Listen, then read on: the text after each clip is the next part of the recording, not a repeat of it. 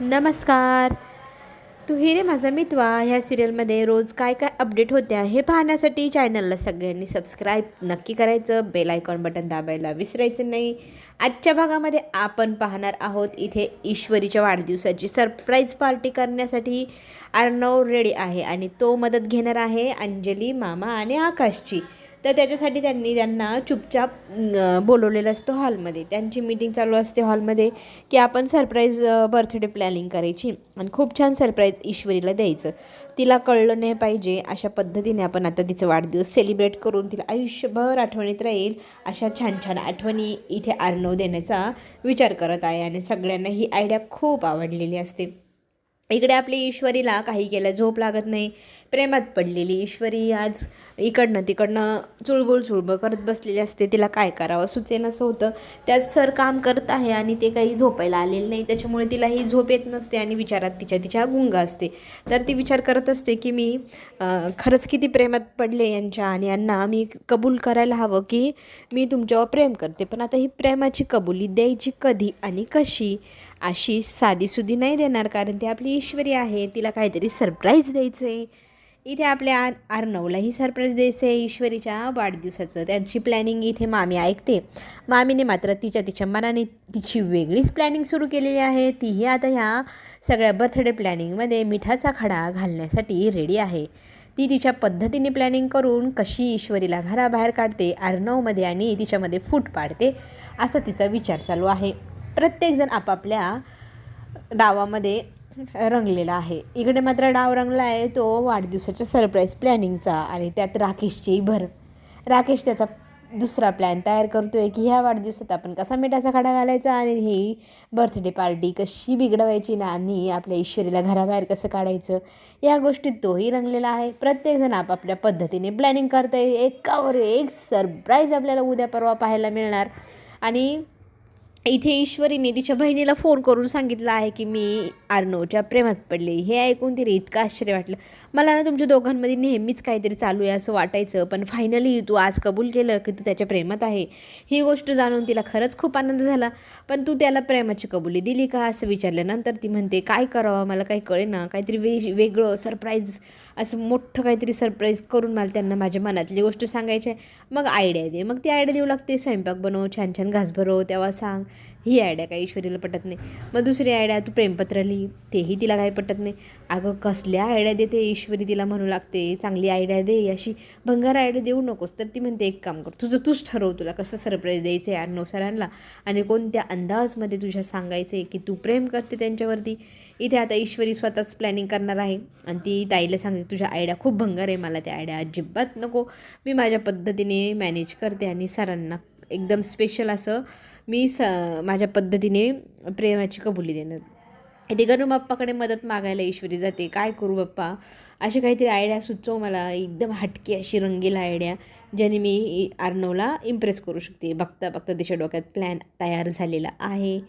आता तिच्या वाढदिवसाच्या दिवशीच ती प्रेमाची कबुली द्यायचं ठरवते. इकडे वाढदिवसाच्या सरप्राईज प्लॅनिंगमध्ये आणखी एक भर म्हणजे अर्णव स्वतःच्या हाताने डिझाईन केलेला ड्रेस हा ईश्वरीला देणार आणि एकदम स्पेशल असा तिचा बर्थडे करून टाकणार. त्याच्यासाठी तो खूपच आठवून विचार करून तयार करतोय स्केच. तर त्याच्या डोळ्यासमोर ईश्वरीचे वेगवेगळे चेहरे येतात. त्या सगळ्या चेहऱ्यांवरती साडीचा लूक असलेला ड्रेस तो तयार करेल का हेही आपल्याला पाहायला मिळणार, कारण त्याला ईश्वरी नेहमी साडीमध्येच खूप आवडते. त्याच टाईपचा वेस्टर्न इंडो असा आपल्याला ड्रेसही मखमली पाहायला मिळणार. इथे बर्थडे प्लॅनिंग चहाच्या टेबलवरती चालू असताना काय काय करायचं काय काय नाही तितक्यातच समोरून ईश्वरी येताना दिसते. अंजली पटकन खोकायचं नाटक करते आणि यांना खुणवते की आता हा प्लॅनिंगचा जो प्रकार तो बंद करा. ती जोरजोरात खोकते म्हटल्यावर सगळेजण तिला पाणी द्या वगैरे असं करत असतात. ईश्वरी धावत येते आणि ताईला पाणी देते आणि त्यांना शांत करते. तर तुम्ही काय करताय असं ईश्वरी विचारते. तर आकाश लगेच म्हणतो प्लॅनिंग. तर ती म्हणते प्लॅनिंग म्हणजे काय. तर विषयांतर करत मामा म्हणतात का गं तुला एवढं उशीर झाला आज उठायला. तर ती म्हणते यांना काय सांगू, प्रेमामध्ये मला झोपही लागत नाही, भूकही लागत नाही, म्हणून मी रात्रभर जागी आहे. तर तिने विषयांतर करत सांगितलं की मी खूप दमली होती म्हणून मला झोप आली. आणि मग ती किचनमध्ये निघून जाते. त्यातच अर्णव आणि लावण्य तिथे येतात.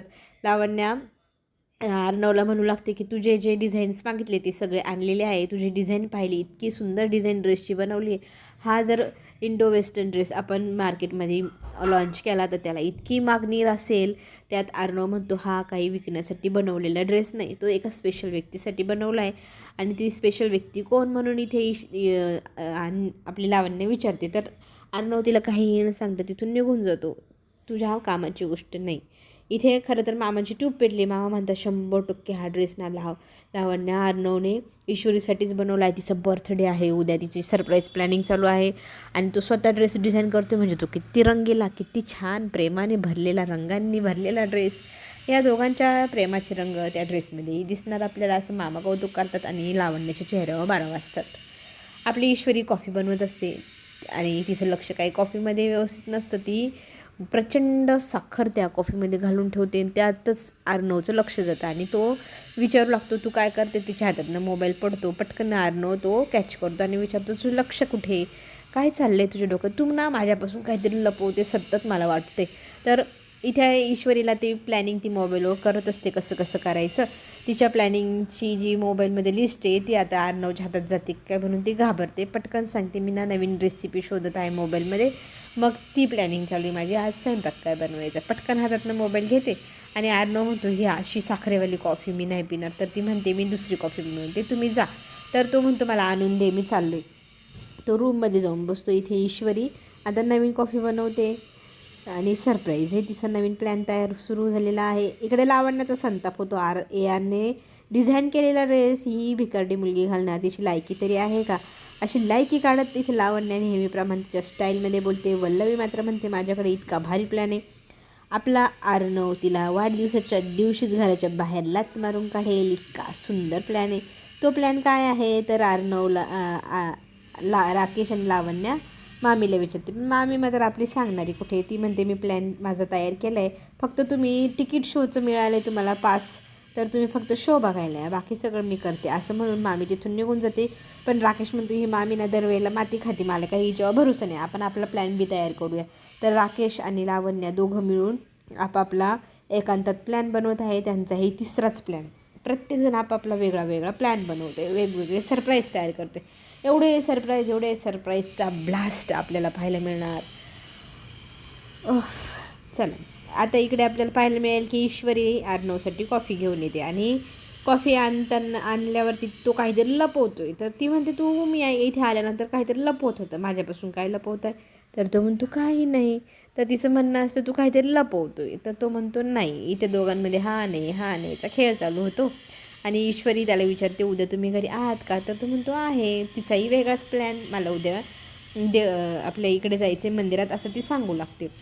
इकडे वल्लवी देवघरामध्ये तिची वेगळी प्लॅनिंग करते की देवघरातल्या फुलांच्या खाली तिच्या आईचा फोटो ठेवते आणि निर्माल्य साफ करायला आपण ईश्वरीला पाठवायचं आणि तो फोटो तिला मिळेल अशी तिची प्लॅनिंग. इकडे अर्णव विचारतो उद्या मी घरी असेल तू का मला सारखं विचारते. तर ती म्हणते काही नाही हो, मला उद्या मंदिरात जायचं आहे, मग मी मंदिरात जाईल तर मला तुम्ही सोबत पाहिजे म्हणून मी विचारते. तर तो म्हणतो अच्छा वाढदिवस आहे ते सांगत नाही स्पष्टपणे, फक्त मंदिरात जायचं एवढंच सांगते. ठीक आहे, तू जोपर्यंत सांगत नाही वाढदिवस तोपर्यंत मीही सांगणार नाही तुझा वाढदिवस. इथे तिचा प्लॅन वेगळा तयार आहे, मंदिरात जायचा, प्रपोज करायचा. आणि इकडे आपल्या अर्णवचा प्लॅन वेगळा चालू आहे, ईश्वरीच्या बर्थडे पार्टीचा. इथे नम्रता म्हणत असते तू काही अर्णवला सांगत नाही, मीच जाऊन सांगते त्यांना की तू त्यांच्या प्रेमात पडली. तर ती म्हणते नाही मी उद्या हटके अंदाजच सांगणारच आहे. इथे अंजली मंदिरात जात असते तर तिला निर्माल्य हवं असतं पाण्यात सोडण्यासाठी. तर ईश्वरी म्हणते की मीच आणून देते ताई, तोपर्यंत तुम्ही इथे बसा, ते सगळं काही पिशवीत भरते आणि तुमच्याकडे ती पिशवी आणून देते. अंजली म्हणते बरं चालेल, मी इथे तोपर्यंत थांबते, तू सगळं गोळा करून घेऊन ये. इथे ईश्वरी देवघरात जाऊ लागते. देवघरामध्ये ती सगळे फुलांच्या पाकळ्या जमा करते, सगळं काही जमा करत असते. बघता बघता वल्लवीचा प्लॅन एकदम सक्सेसफुल होणार, कारण तिच्या हाती लागणार फोटो आणि त्यांनी होणार एक मोठा ब्लास्ट. चला तर मग चॅनलला लाईक करा, सबस्क्राईब करायला विसरू नका. आपण नवीन व्हिडिओ घेऊन पुन्हा भेटूया. धन्यवाद.